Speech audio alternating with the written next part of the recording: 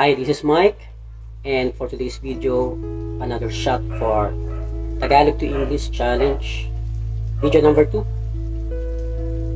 Sa video number 1, medyo napahiya tayo kasi mali-mali mga translation ko doon. But mali mo this time, makachamba tayo. I-enjoy nyo lang ang video na to.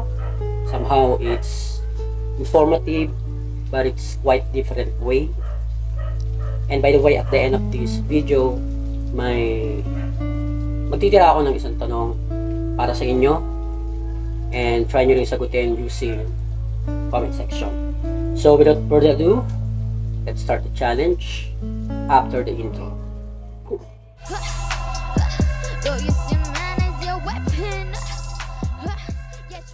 Kung hindi na tayo para sa isa't isa, tatanggapin ko. Kung hindi na tayo para sa isa't isa, tatanggapin ko. Parang malungkot naman yata yan. Tatanggapin ko. I would accept it. Kung hindi na tayo para sa isa't isa. Okay.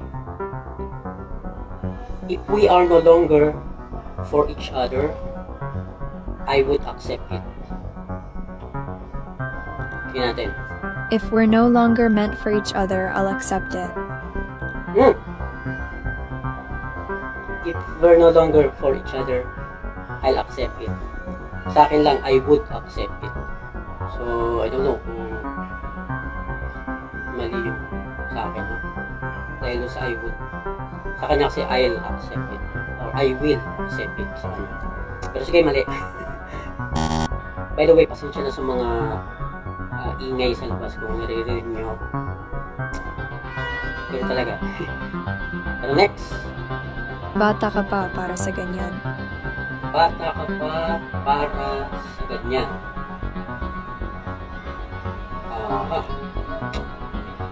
You are too young for that. Yan natin. You're too young for that.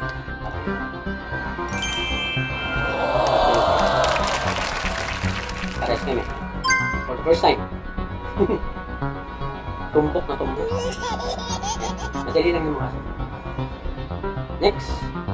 Ang dami mong satsat. Ang dami mong satsat. Ano? Oh no! You have a lot of word. Tama naman, diba? You have a lot of words. Dahil mong saksa. Yun. Ito natin. You talk too much. Yun. Wala yun. You talk too much. Dahil mong saksa na talk. Mali. Isa pa. Walang saysay ang mga sinasabi mo. Walang saysay ang mga sinasabi mo. Isa pa to. Ito eh. Ito kaya yan. Walang saysay.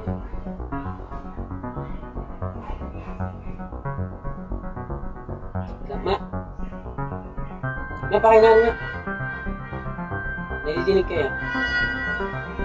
Okay, walang saysay ang mga sinasabi mo.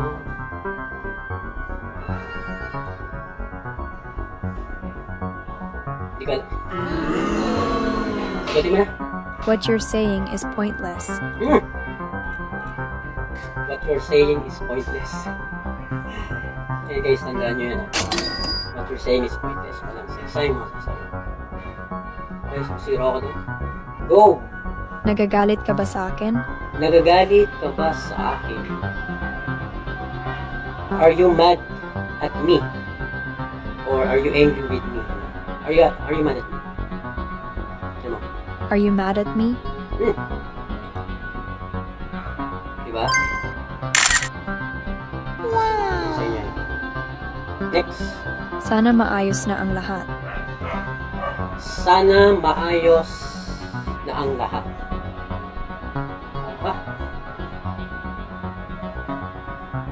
Ay, lahat. All. Hindi. Sana maayos na.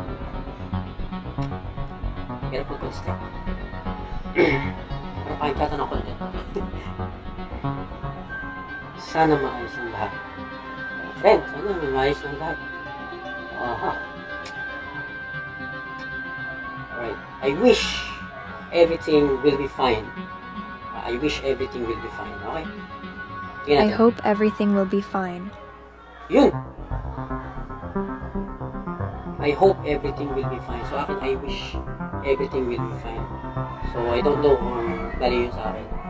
Pero, diba? So, okay, consider na mali. Okay, next.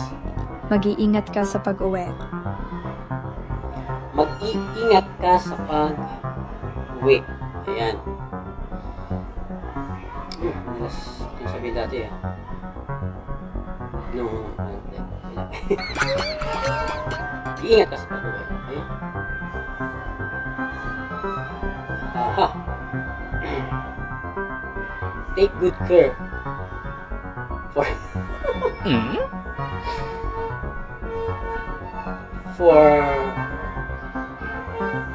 going home. What?